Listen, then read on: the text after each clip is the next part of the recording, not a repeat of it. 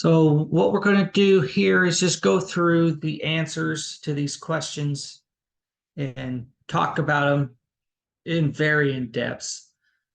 So question one, which would you expect to have ionic bonds? More often than not, what you're looking for is there a metal?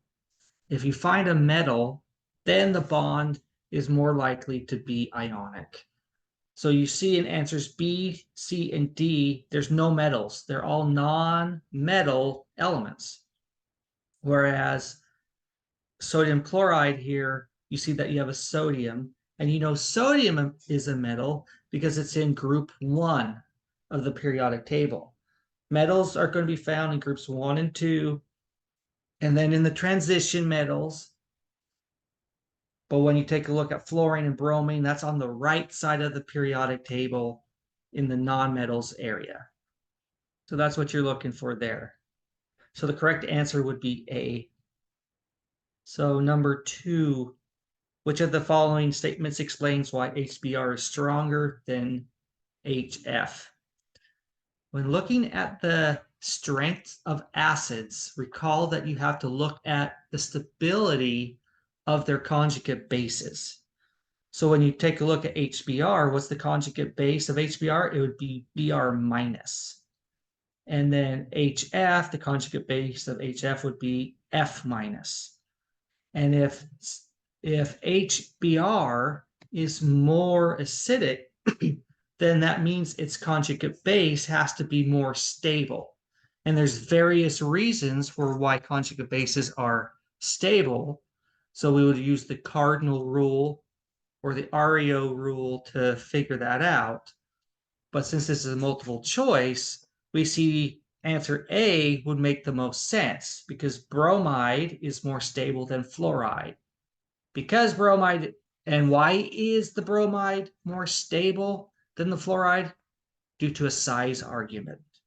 So for number 2, answer A would be the correct answer. So question 3. Oh, this is just counting carbons. And so the correct answer for that would be C. Which of the following molecules are constitutional isomers? So that would be number or letter D. Okay. So what's the definition of constitutional isomers? Same molecular formula, but different connectivity. So 1 and 2 has different connectivity, but the same molecular formula. So in molecule 1, you see that the OH is attached to this carbon that I'm pointing to. Whereas in structure 2, the OH is attached to that carbon. So you can see that there's different connectivities here. If we drew that out, you could probably see it a whole lot easier if we drew it. So molecule 1 would look like this. And then molecule 2 would look something like this. Whoa.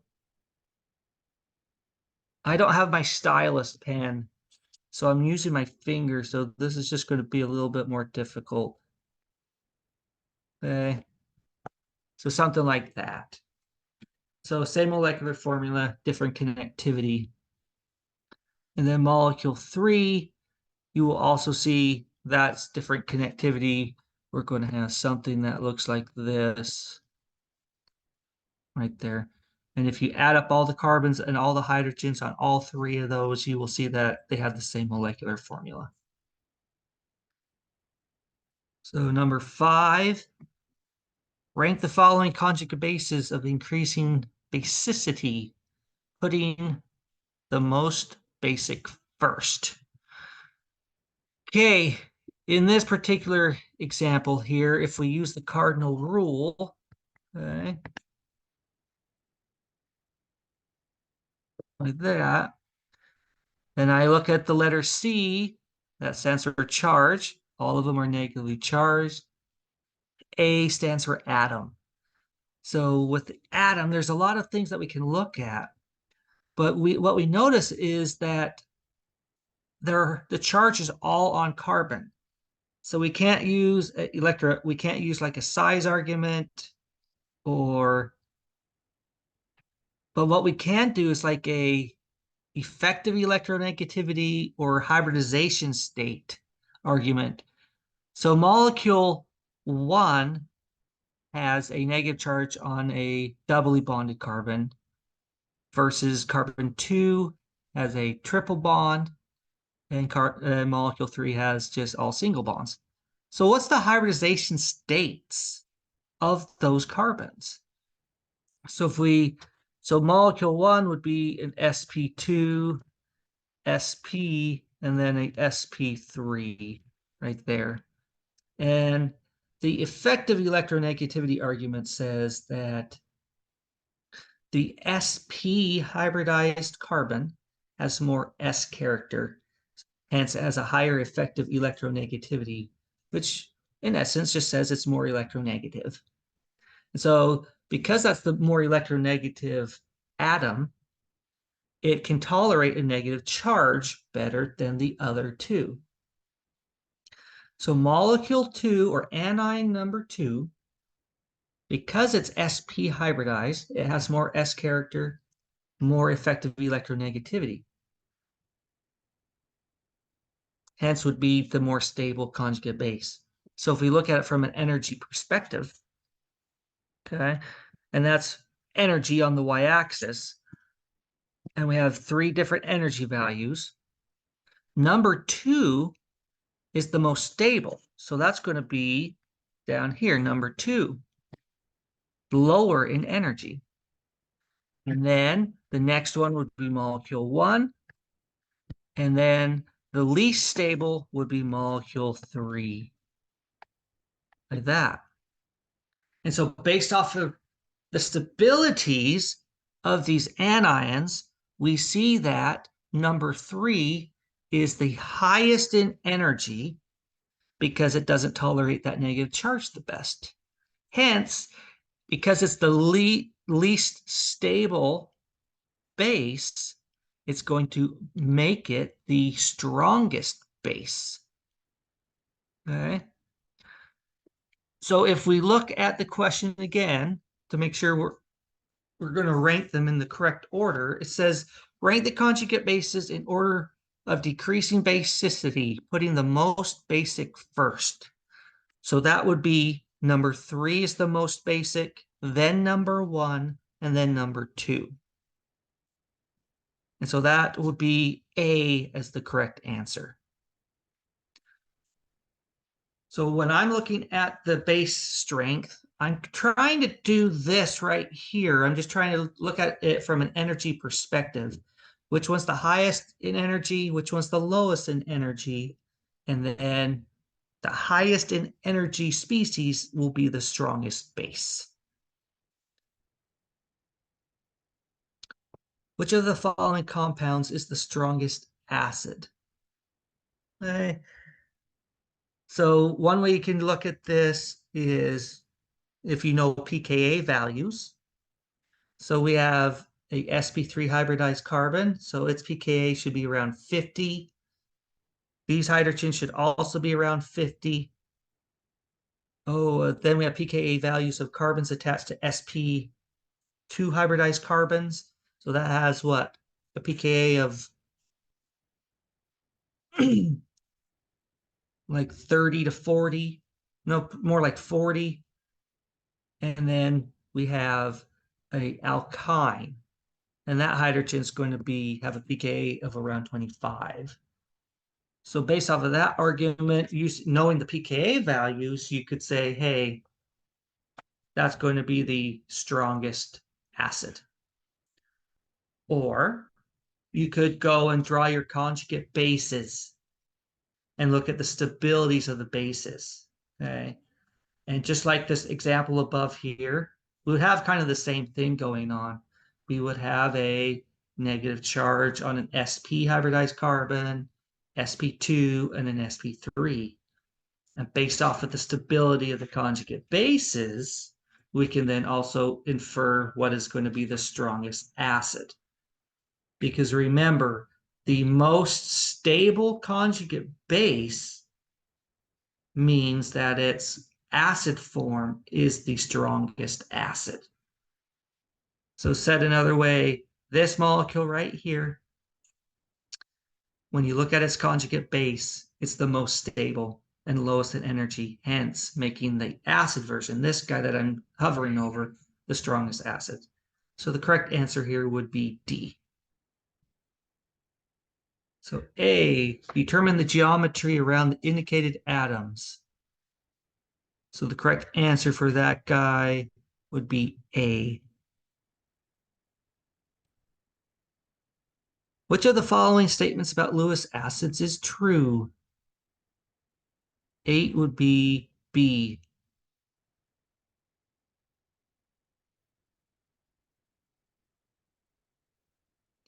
Remember the difference between Lewis acids and Bronsted-Lowry acids. It's just Bronsted-Lowry acids and bases. Let's just look at that definition real quick. Bronsted-Lowry acids donates protons, Lewis and Bronsted-Lowry bases accept protons. But Lewis acids broadens that definition. Lewis acids donates electron density. No, Lewis acids accept electron density, and Lewis bases donate electron density. So 8 would be B. 9. What is the hybridizations for each of the indicated atoms below? So what we have here, if we look at atom 1, there's 1 electron group, 2 hydrogen, so that's 3 electron groups. So that molecule 1 has to be sp2 hybridized. Molecule 3 has to be sp3 hybridized. And then the nitrogen atom here is going to be sp2 hybridized as well, because it has 1, 2, 3 electron groups around it. So the correct answer for 9 is C. Number 10. The correct answer would be B. What is the approximate value of the hydrogen-carbon-hydrogen bond angle in methane? Well, the way you approach that is that you see that methane has a carbon that's sp3 hybridized. And we know the optimal bond angle for sp3 hybridized carbons is 109.5. So 11 would be D. Which of the following species is the conjugate base of methanol? Conjugate basis simply just looks at the most acidic hydrogen and rips it off. And so answer A. 13. Which of the following is the appropriate conversion?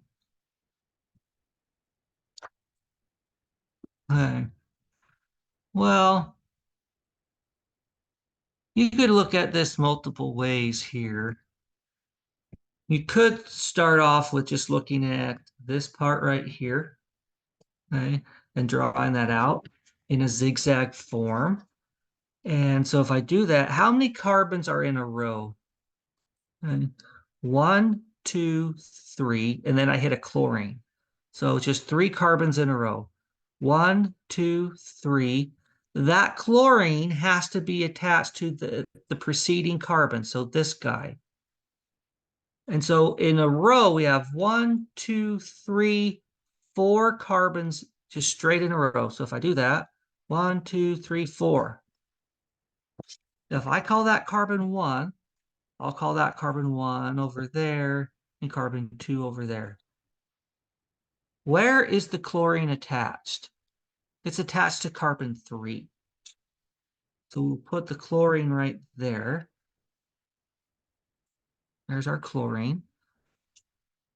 And then it's showing that to carbon 1, there's 2 methyl groups that are attached, shown in the parentheses right here.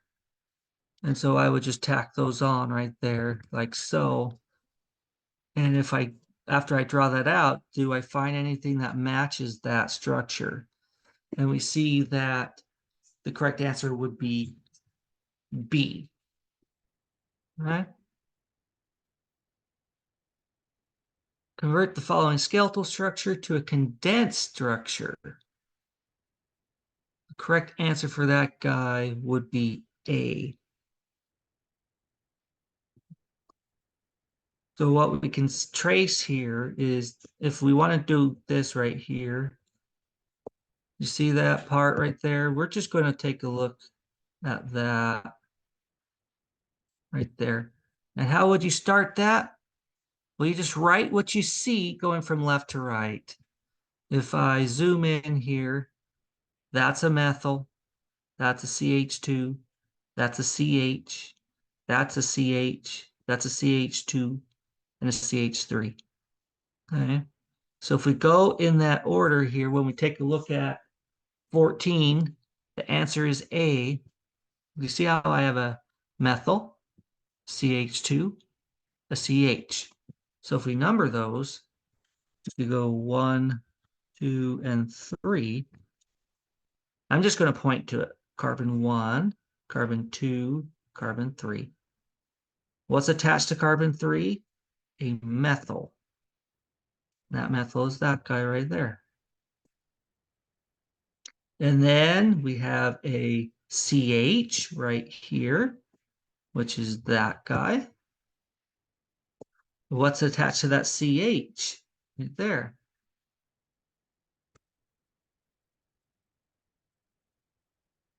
We have attached to that CH, we have this species right here.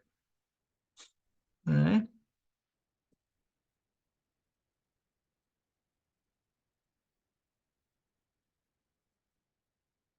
And that looks like a ethyl group, 2 carbons.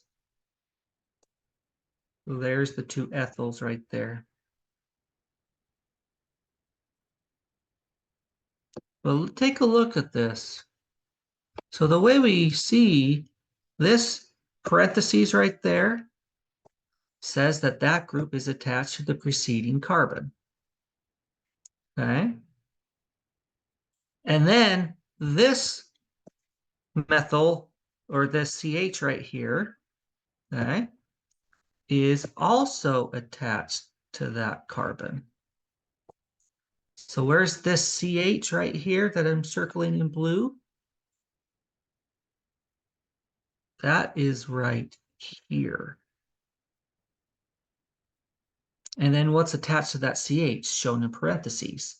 2 methyl groups. And we could see that those 2 methyl groups are going to be this guy and that guy. All right.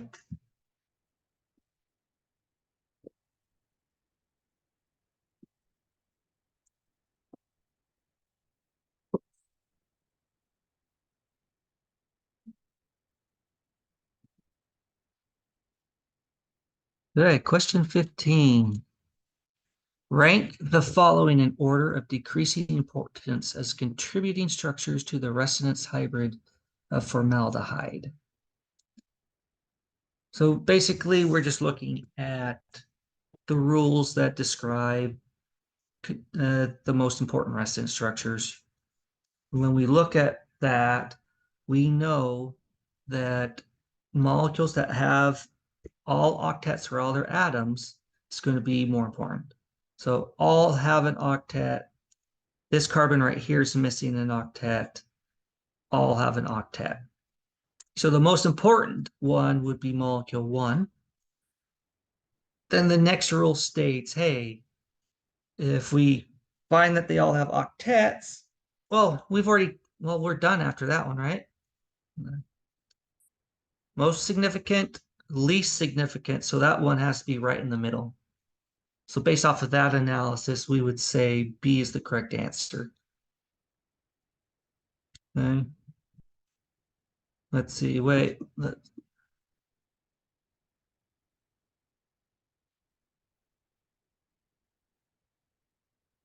Let's see, let's take a double look at this. Actually, That oxygen right there only has 6 electrons around it. So that doesn't have an octet. Okay. Okay, so 1 has all the octets. 2 does not because the carbon only has 6. And then molecule 3, oxygen only has 6. So then, how do we break the tie now between 2 and 3?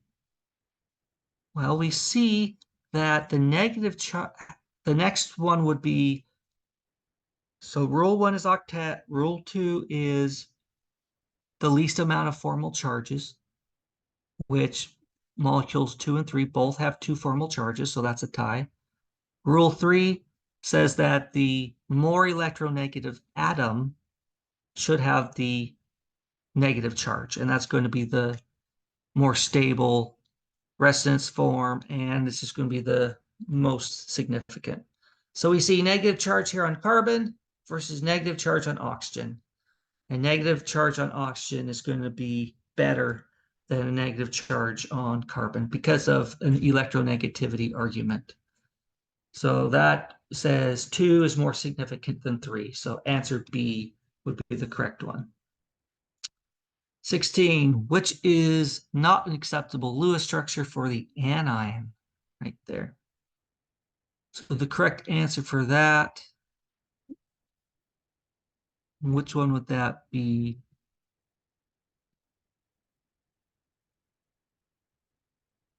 That would be molecule number 3, which is answer C.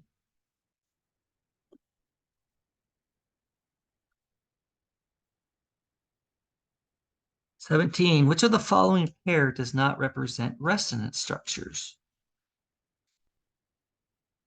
So the correct answer for that one would also be C right here. Now, what's the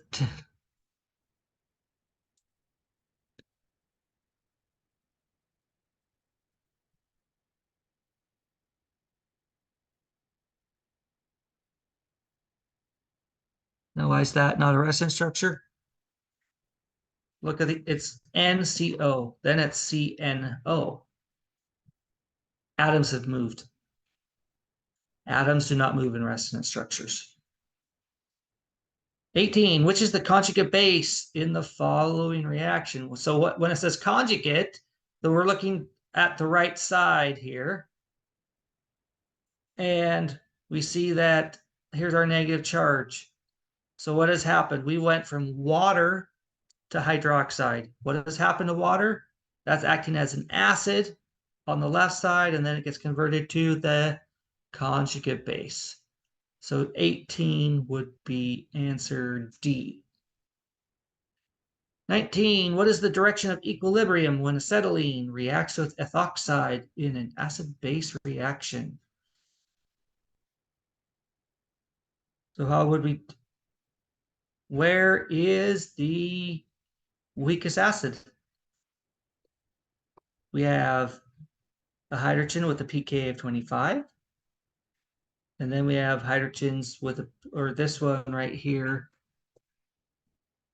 We see that this base grabs a proton. So we're looking at the alcohol proton, and the pKa of an alcohol proton is around 16. So where's the weaker acid? It's on the left. So we would be favoring to the left. 20, which of the following statements about resonance structures is true? C. Resonance structures have the same placement of atoms but different arrangement of electrons. That's what we saw in the previous problem right here in 17. 21, which of the following concepts can be used to explain the difference in acidity between acetic acid and ethanol? So sometimes it's nice just to draw it out. So if we draw acetic acid, we would have something that looks like this, and versus ethanol looks like that. And you can see that in acetic acid, it has that carbonyl. And what does that carbonyl do? It helps stabilize that negative charge. Remember, when we look at the base form here, that acetic acid is now going to look like this. When the proton is lost, and when the proton's lost in ethanol, we're comparing those two anions there. And we're just looking at the stability of those anions. And so looking at the cardinal rule, C for charge, both of them have a negative charge. A for atom, both are oxygen atoms. And then R stands for resonance. Does this one have resonance? Yes. Does this one have resonance? That the ethoxide? No, it does not. And so we can see that the acetic acid there is going to be a stronger acid because its conjugate base is more stabilized by resonance. So answer A. Which atomic orbitals overlap to form the carbon-carbon bonding of ethylene? So with ethylene right there, we just have to make sure, do we know what orbitals are used?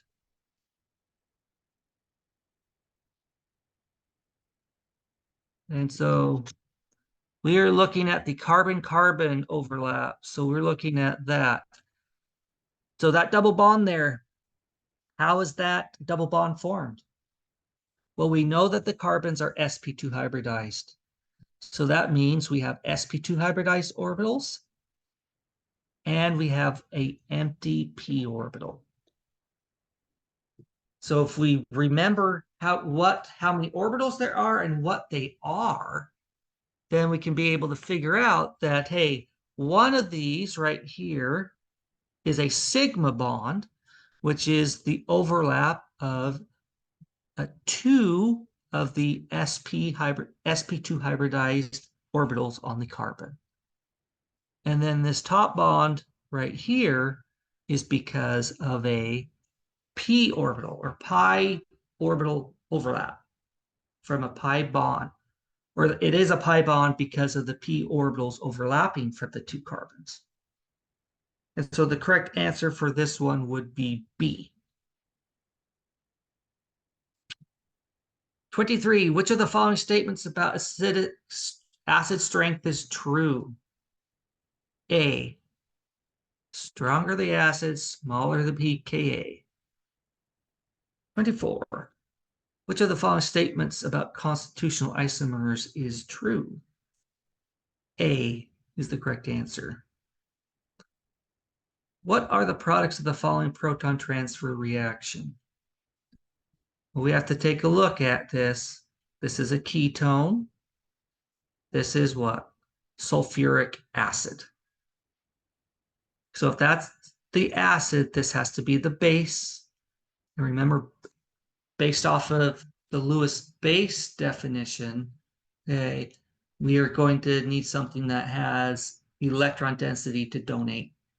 And we see an oxygen atom with two lone pairs. So that's going to grab one of the acidic protons on sulfuric acid. So it has to put a hydrogen on the oxygen atom on your ketone. And so 25 would give us the answer of B right there. So B is the correct answer. 26, rank the following compounds in order of increasing acidity. So this problem right here is looking at inductive effects and what that does. So the correct answer would be A. So all of these are acetic acids. Some have one fluorine, a chlorine, and a bromine. A very common mistake is that people remember the size argument. Something like this. If I asked which of those anions is the most stable, you would say the bromide because it's the largest, right? And then they take that same concept and apply it to this problem, which is wrong. Because, well, let's just take a look at let's take a look at molecule 3 in the zigzag form. Okay. So we have to add a chlorine there versus the bromine. Okay. Now, based off of what I just said right here, most people will say, hey, this is the stronger acid with the bromine because the bromine's the largest. No, we don't look at it that way because we only use the size argument when the charge, the negative charge, is on the bromine or the chlorine. When we take a look at the conjugate bases, where's the negative charge? It's on the oxygen atom. So now we're not comparing the sizes of the bromine and the chlorine. We need to use the electronegativity effect. Chlorine is more electronegative than bromine. So it's going to pull that negative charge through these bonds a whole lot better than the bromine because chlorine's more electronegative. So the chlorine atom is going to have a stronger inductive effect, which is a stabilizing effect for the negative charge on the oxygen atom. So for question 26, the correct answer is A. Okay. So the least acidic would be number 1 because it has no electronegative atoms on it to help stabilize the negative charge.